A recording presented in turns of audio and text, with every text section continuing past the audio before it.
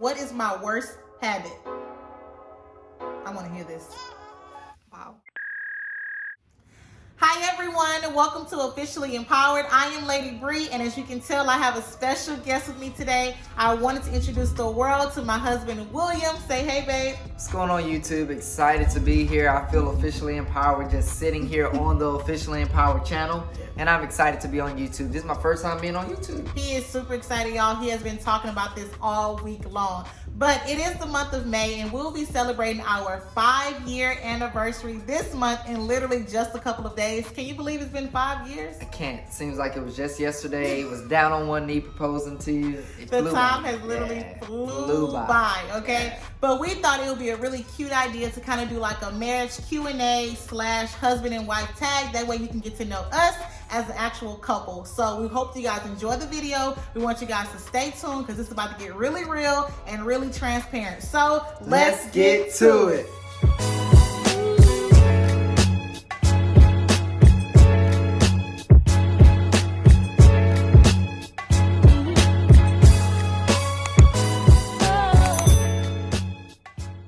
So we're going to go ahead and dive in with the very first question, and that is, how and when did we meet?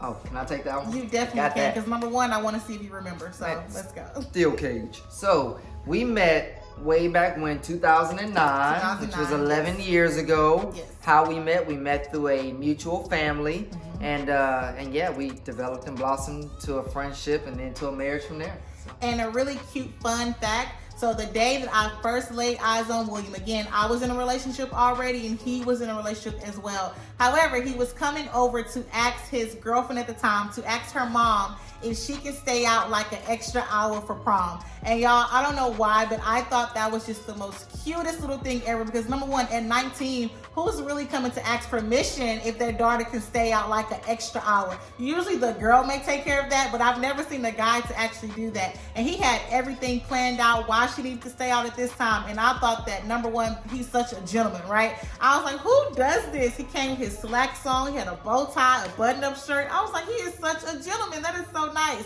So I thought that was like a really little cute little fun fact. You did real good.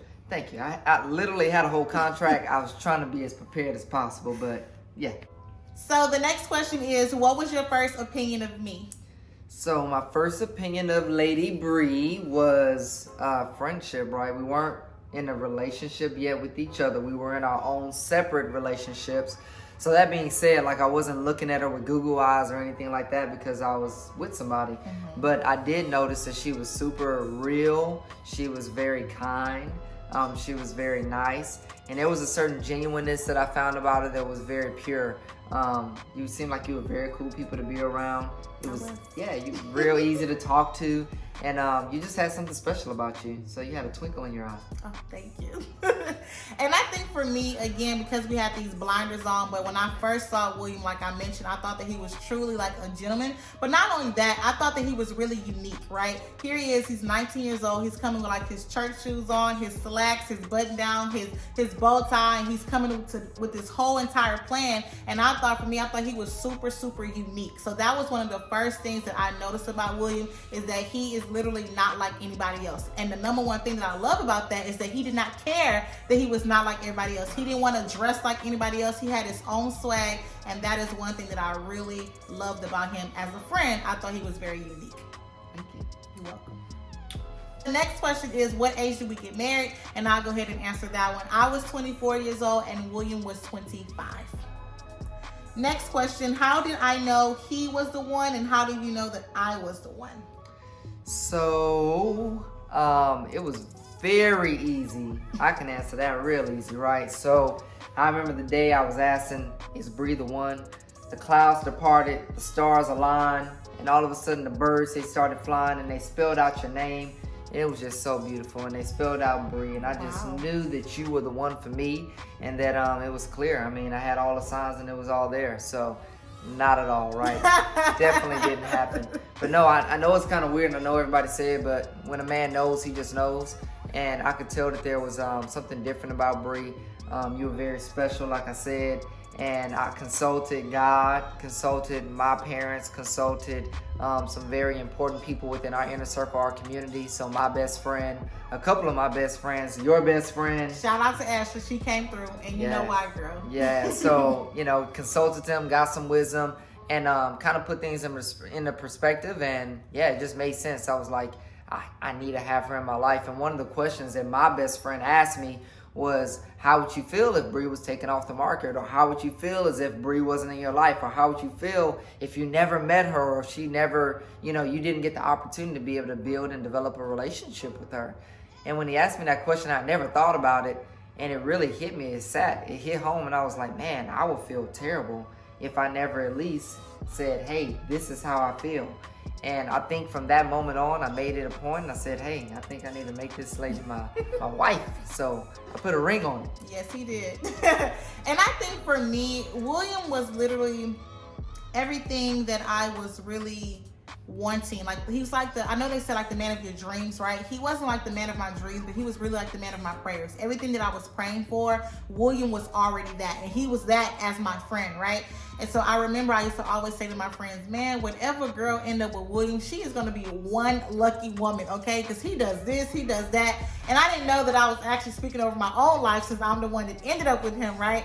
But I just knew that he was somebody that God was definitely in, right? He was somebody that was truly special. He was somebody that he would do anything for anybody. And one thing that I loved about William was that he was always so genuine. But one thing that I really, really loved about William is that he was just always there for you. Whenever I was going through anything, he was there. And I remember this time that I was beginning to kind of like develop feelings. There was one night I was kind of going through some things. So I was like, let me just call William, because I know he's going to give me like an encouraging word. So let me just go ahead and call him. So I call him, and he answers the phone. He's like, hey, bestie, what's going on? I'm like, hey, William, how are you? He talked about, I'm on a date with this amazing girl named da-da-da-da. And I'm like, in my mind, like, really? Like, you're on a date right now? Like, why you pick up the phone? You on a date? And then he says, you want to talk to her? And I'm like, in my mind, no, I don't want to talk to this girl, okay? But I said out loud, I was like, sure, I would love to talk to her. So I talked to the girl in my mind. I'm like, she's not the one. I already know that. But I began to kind of like develop those feelings, right? And so I think for me overall, though, just knowing that William was the one, God just began to reveal some things to me. He began to show some things to me. And I also think that he literally like removed the blinders, because I saw him as a friend before, but I didn't see him as my husband. So I always think that there's a difference between when I met him as a friend and when I met him as my husband, because I saw him like completely different. So the next question is, what do you guys do for a living? So I've already mentioned on my channel, I am an educator. This will be my 5th year, and hopefully if everything goes okay with this coronavirus and it goes away, we will be able to step inside the classroom. But I absolutely love my job. I've been at the same school, and it has been amazing for me. I feel that this is definitely where God has me for a reason, and I'm literally fulfilling my purpose. So I love being a teacher. Absolutely, and I love you teaching. And for me, I'm a local manager at a rental equipment company over in Deer Park.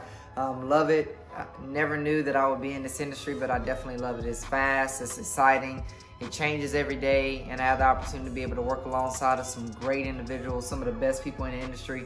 And Bree knows I spend a lot of time with those guys. They're literally like my extended family.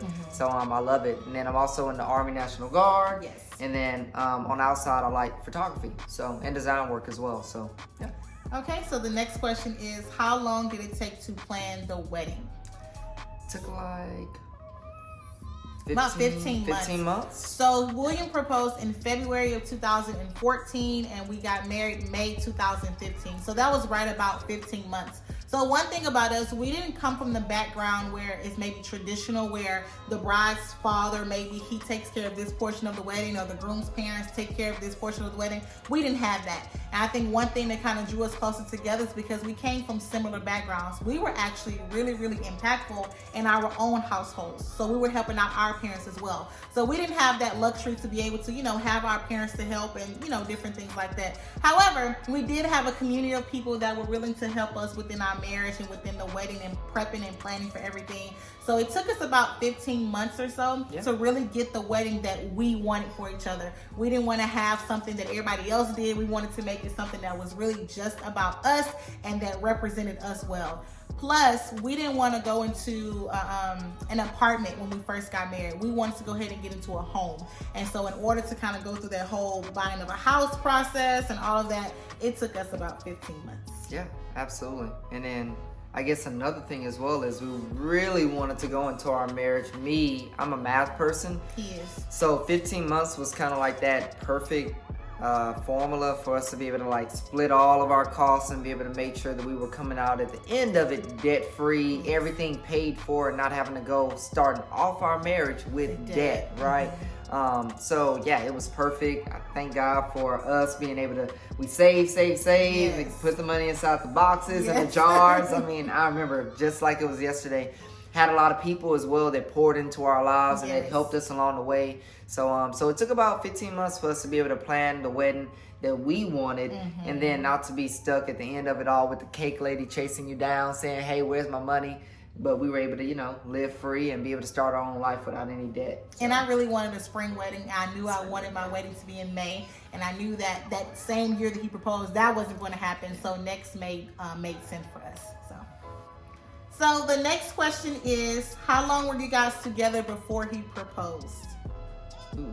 I'm gonna let you try to answer it. So we were together really short. It was like 2 months, 2.5 months, something like that. So it was short. Yes, he's correct. It was definitely short. Again, we've been friends for such a long time, but when we made it like official, like we're now courting each other and we're courting with the intent of getting married, he asked for my hand in courtship on November the 7th of 2013, and he proposed February 2014. So that's like November, December, January, and then it was February, and he proposed February the 16th. So yeah, that was short. Yeah, when man know what he wants, he goes after it, right? Absolutely. And how did you propose? So I proposed at your poetry venue. I remember it like it was yesterday. Like I always tell you, I love you more than there is sand on the beach. I love you more than there is stars in the sky.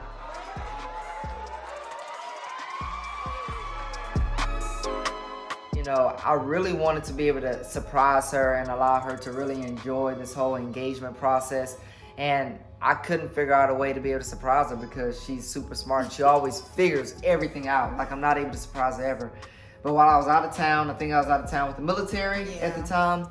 And big shout out to Ernest, which is her poetry mentor from way back when. Inner Circle family, love him, right?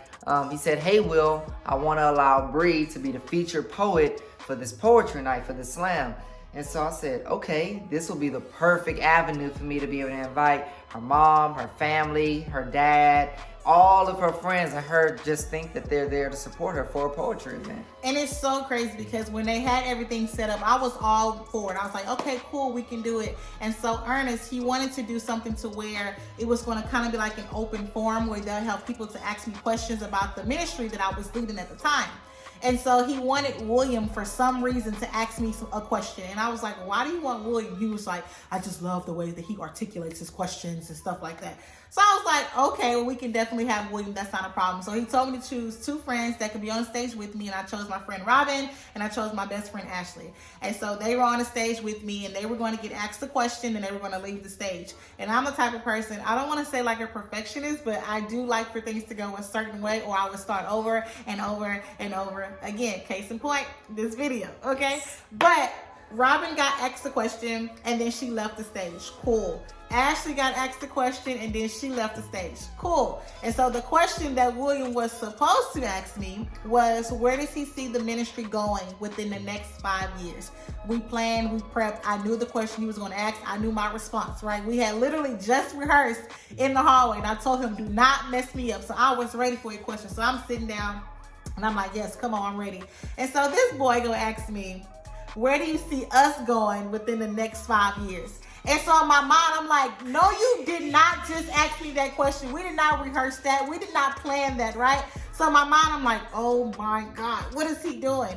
And it took a little minute for me to really realize. He was like, well, you know what? You probably can't answer that right now, but let me go ahead and help you out. And he pulled out the ring and I'm just like, oh my God. and I just put my head down and all of that. So it was really, really creative the way he did it because I did not expect it at all. I was literally getting ready to answer the question that I thought that he was going to ask me. So it was really creative, and it was literally one of the best days ever. He had my entire family there, from my mom, my stepdad, to my biological father. And let me tell you something, if you were from Houston, if you're on the north side and you stay on the south side, those are two completely different worlds. He got my dad to come from the north side to the south side, okay? And that's a lot of work. You can't do that, okay? He got everyone there for me, and I tell you, I really appreciate y'all. It was really, really everything. So thank you. So the next question is, do you have any children? Yes. So where's my phone at? Can I show? I'm gonna do the dad thing right now. So that's my little man, right? I don't know if y'all can see it. If not, if it's not a good picture, she's probably gonna show a picture right up here of baby Clay, right up here where I'm pointing my finger at. Yes, we do have one son. He is 2 years old. Yes. So William's first name is actually William Clay. That is his first name. And so I didn't want to have like a traditional junior, so I end up just naming him Clay. And so he looks just like his father. He's the cutest thing ever. He brings us so much joy. He is literally just being able to see his little personality just grow, him talking, him repeating everything that you're saying. Like, it is just the funniest thing ever. So yes, we do have a child. And before we got married, we always thought that we only wanted one child. William is an only child, so he was good growing up. I do have an older brother and an older sister, but I didn't want to have to go through the birthing process more than one time. So I was like, nope, one child is good enough for me. But seeing Clay grow every single day, we decided that, we probably can't have like two. So just one more time, and hopefully it's a girl, you never know. But yeah, so we do have one son right now, and hopefully we will have another child in the future. The next question is, what attracted you to your spouse? I can talk about that. I'm gonna give you 3 things, okay? 3? I think things in 3 are very good. That's what my CEO says. So, the first thing that I loved about you was, I say your heart, right?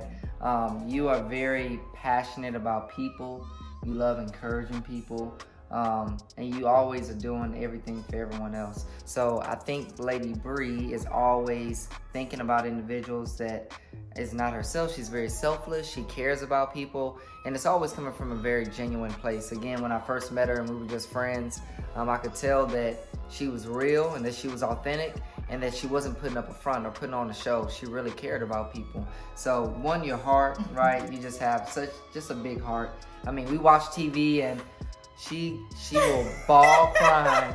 If anything sad happens, she will bawl crying. Like legitimate tears, like bawl crying. And I just... Y'all, it's not even anything like sad. Come here, it's okay. And I just console her, and we go there for that moment, and then we're smiling, we're laughing all the next second.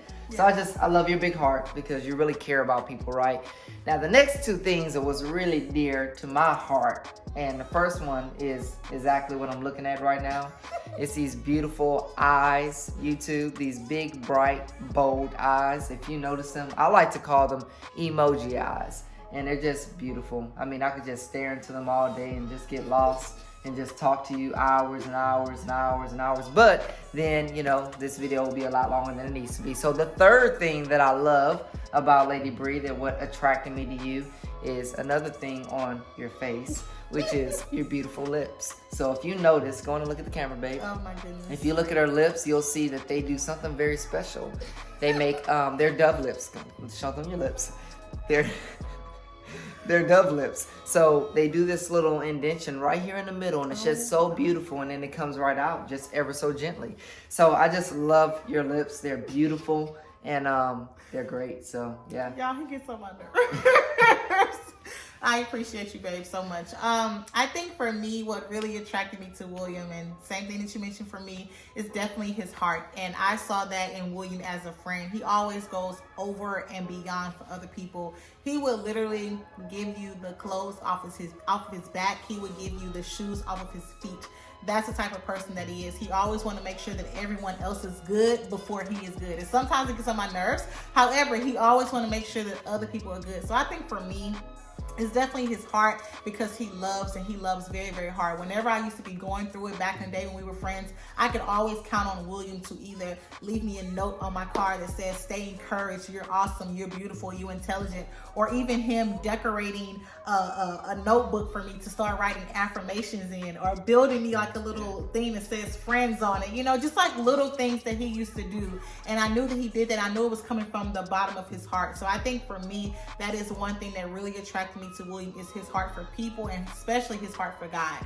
So this one is a really good question. It is, what is my worst habit? I want to hear this. Wow. What is your worst habit? Yep. Worst habit. That's tough. You don't have a lot of bad habits. Thank you. I got one. That. No, well, not like in a bad way, but I mean, I have to think about it. It took me a while to think about it, right? Okay.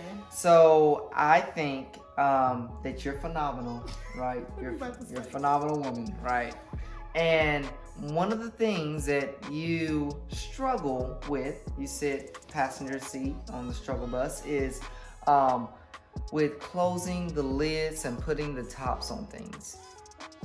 So when it comes down to her toothpaste, when it comes down to my edge control, her edge control, when it comes down to her shampoo, her conditioner, all of her hair products, and anything that involves a top, a lid, a cover, Lady Bree will not secure that top, that lid, or that cover onto the neck of that bottle. It won't happen. So I'm learning though. I am getting better. She is. I am getting better. I just feel like I'm going to come back to it, so I put the top on it. I don't know, but I'm definitely getting better. He's definitely went behind me a lot of times and kind of put stuff back, and so I'm definitely getting better at it. You really are getting better. So, but outside of that, I know I'm doing things in 3. I can't think of anything else. Well, I'll say what a bad habit is, or worst habit. I'm just playing. So I think for William, and it's not really like a really worst habit. I think that there's something that he's definitely still growing in, and I really appreciate that. But one thing about William, he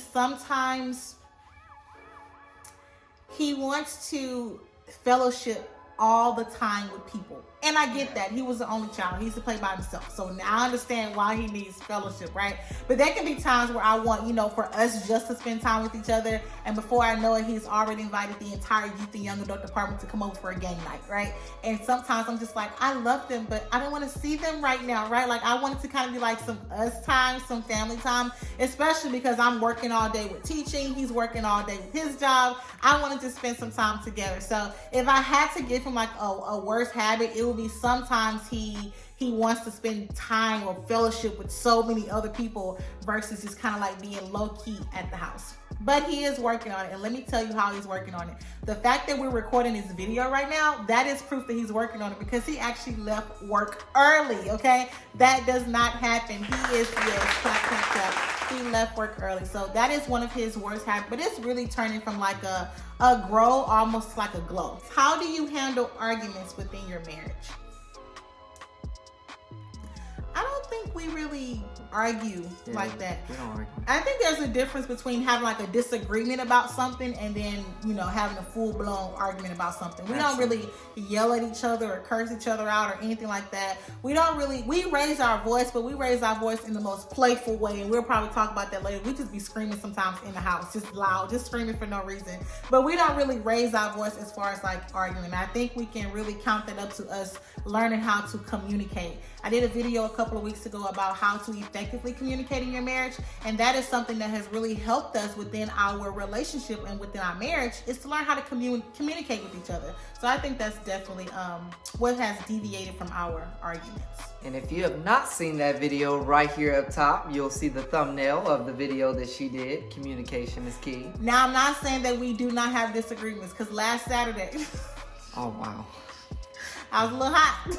Remember, I'm growing. I'm getting better at it. I was a little hot. However, we worked through this. The next question is, in what ways have you seen your spouse grow within your marriage? I could do 3 on that. 3? I think I could do 3. Yeah, you've grown a lot. So the first thing that I could say is this YouTube channel, right? You have been talking about starting your YouTube channel for a long time, and here you are right now doing it. I think 5-6 videos in, 300 plus subscribers. I'm proud of you. Thank you. So I think her becoming more bold and being more confident, and you know, she's been doing her poetry for a long time, well before we met. But then actually getting into the public speaking realm, even with the whole teaching thing, I think that maybe helped you break down a couple of barriers with your public speaking. So this is huge. The fact that you're, you know, speaking and doing your YouTube channel is awesome. So you've definitely become more confident, and I love that about you. So another area that you have grown in that I could say is, I would say... Oh, I know what you're about to say. Nah, you don't know what I'm about to say. I know what you're about to say. I don't think so. So another area that you've grown in is in the very beginning of our marriage. You know what I'm saying? I could not cook, okay? So she said it, I didn't, but I could not cook at all. she could cook. I'm not gonna lie, she could. It's just her cookbook was very limited. Like, it was more like a cook chapter or a cook page, okay? It wasn't a book. It was like a page, a sliver. So, but no, seriously, like Monday night, I can name it out for you. It would be like Burger King night or something like that. Tuesday night would be 2-piece Tuesday over at Popeyes. Love that chicken from Popeyes. And then Wednesday night, it would be, she would cook, right? So she would make like pasta. Or it could have been nachos. Could have been nachos. Or sloppy joes. Sloppy joes, that was in her arsenal. And then on Thursday, it would be like Chicken nuggets. Chicken nuggets from Tyson. Those little refrigerator Tyson chicken nugget bites, the barbecue or the buffalo ones. One day will be the regular kind, the next day will be the spicy kind. Change it up. And some french fries. And then we'll probably eat leftovers one of those days. And then Friday was like pizza day. We would always do pizza on Fridays. And then weekends we would eat out. And yeah, eat whatever the leftovers was. And we repeated that for like 90 days, right? For like 3 months. And then there came such a thing as YouTube. And there came such a thing as, what was those videos that you used to watch? Tasty. Yeah, those tasty videos. And she started experimenting. She said, well, what if I try this? What if I try that? You know, this doesn't seem too hard. I'm gonna just follow the video.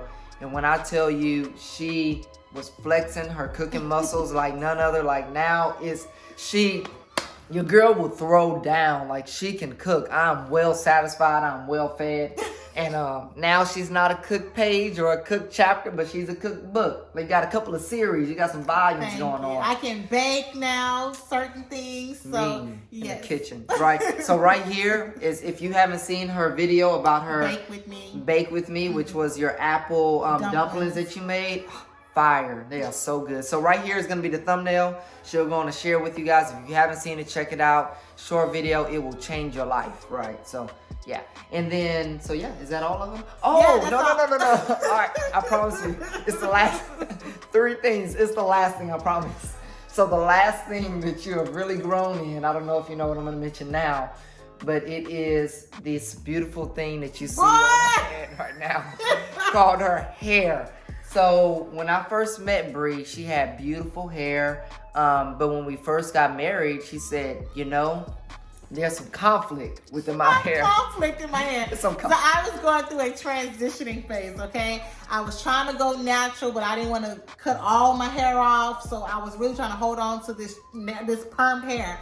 And so we were in San Antonio for a military weekend, and my hair was literally shedding inside of my hands. And I was so frustrated.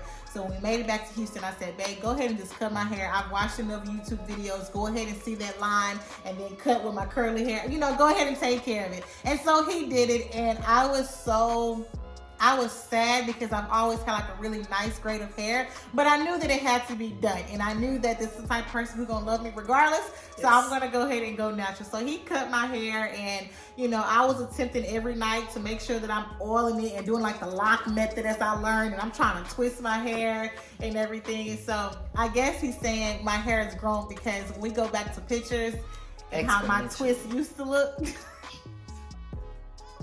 and what they look like now, I think that's why he said he's excited about that type of growth. No, I think for William, really seeing him grow is something that he's still working with. You know, we're still growing every single day. But William, is now learning how to say no. And that takes a lot for a person like William, because he wants to just like make sure everyone's good. He wants to help everyone. He would say yes to anything. If you need his truck so you can go and deliver something, like he would do anything and everything for anybody, which I love that about him. But again, sometimes like I want that brief time, right? I want the family time. But he is really now learning how to say no, and I'm enjoying it. Him saying no to something, I know it kind of just like he really, really wants to say yes. I can see it in his eyes, but he's learning to kind of become that family man and say, you know what? I got to be with my baby right now. I got to be with my family. Whether the boys want to go play basketball, they want to go hang out, he's learning how to say no, and I am loving that. So I'm seeing him grow in that manner. Work in progress. Yes. So the next question is, what was your most difficult moment in marriage so far? Deployment. Yeah. You can go ahead and talk about that. So deployment was tough. Not the mission. The mission was super easy, but it was just the timing of it all was just like. I had just gotten pregnant, and we found out that he was going to have to deploy 7 days after I gave birth. Yeah, and it was a teeter-totter. It was a ping pong because I wasn't going on deployment, then I was going on deployment, then I wasn't going, and then I was. And so there was a lot of, confusion of exactly what was going to happen. And again, she was pregnant. She was preggo with my firstborn baby boy. And so that was tough because, again, this is me leaving my pregnant wife or my wife that just had our son. And then also, a newborn baby at home all by themselves. And of course, we knew God was there. We had family. We had a great support system throughout the entire deployment, but it's tough. It still was very challenging. So yes, the deployment was definitely hard, but even more, I made a prayer and I said, Lord, I need you to not allow anything bad to happen within the family while William is gone. Do not let anything bad happen. He's already going to be gone. That's already a lot. And in the midst of the deployment, William was maybe going to come back a month later, but my mom passed away of cancer, literally a month away before him coming home. And so that was a lot to deal with. Like, if you know anything about me, I love my mom and it's like my best friend. Like that's my girl, okay? And so she passed away from cancer, and it was something that happened super, super fast. And so it was me being at home by myself, mourning the loss of my mom. My husband's not here. But then I had to hurry up and step up because I'm also a daughter, and I have to make sure that my dad was okay and make sure that everything was like going the way that it needed to go. So I didn't have, I guess you would say, like the proper time to grieve maybe. And it was just really, really, really difficult. But we made it through. It was tough, but I'm a firm believer in you work through it together and we make it happen. So the last question that we have today is, in your opinion, what key elements make a relationship and marriage successful? And I'll go ahead and start. I think the key element in order to make your marriage successful is to definitely keep God at the center of your marriage. And the reason why I say that is because if he's not a part of the equation, if he's not a part of your marriage, then all hell can literally break loose, okay? Because here you are, you have two different people coming from two different households, and you're trying to be in peace under one household. That is not going to happen if you don't keep God at the center of it. So that is my first and I think most important piece of advice, is to keep God at the center of your marriage. Absolutely. And I think also with saying keeping God at the first of your marriage, at the front of your marriage, I think that it's important to understand that it takes three, right? It doesn't just take you and that individual, but it also takes putting God in the middle of it all, putting Jesus in the middle of it all. So I'm a firm believer that it's not enough just to communicate effectively with your spouse, with your loved one, but you also have to first make sure that your vertical relationship and your vertical communication is correct before your horizontal relationship or your horizontal communication could ever be right whatsoever, right? So I think that communication is so key. You have to make sure that you're not talking at each other, but you're talking to each other. Absolutely. That was cute. I finished each other's words. Talking to each other and making sure that you're, communicating effectively. To make sure that you and your spouse are still having fun with each other. Yeah. I hate when people think that Christians cannot have fun, or Christian couples, they're boring. We have a ball, okay? We're laughing all the time. We're joking all the time because we want to make sure that we're always being comfortable with each other, but also just having fun and experiencing life together. When I tell you that we are childish, okay? We are literally childish. We're always competitive, but in a good way. Whether that's on Monday nights and we're going to go to main event to go and play games, or what is me right there? Playing games at main event or playing phase 10 at home. I mean, let me tell you how childish we are, okay? I can tap my finger one time and then William gonna tap his one time, and I'm gonna go. and then he's gonna go, and I'm gonna make a beat. I'm gonna say, and then he gonna do it. That's hard. Like we're always just trying to whatever. We're just always competitive with each other, but it keeps everything fresh and it keeps everything fun. So just make sure that you're still having fun with your spouse as well. So thank you guys so much for joining us today. We hope that you got to know a little bit more about my husband and myself, and especially us as a couple. Please stay tuned because you will see William a lot more because it's our anniversary month. Do you know what This month is? It's our anniversary. So we're definitely celebrating all month long. We're actually going to be posting our wedding highlight video from 5 years ago. So please stay tuned for that. Please check out all the other videos. I will go ahead and link them down below. And please, if you have not already, stop what you're doing and subscribe to the channel, like the video, and leave me a comment down below and let me know what you think. And as always, guys, thank you so much for your support. Be blessed. Bye.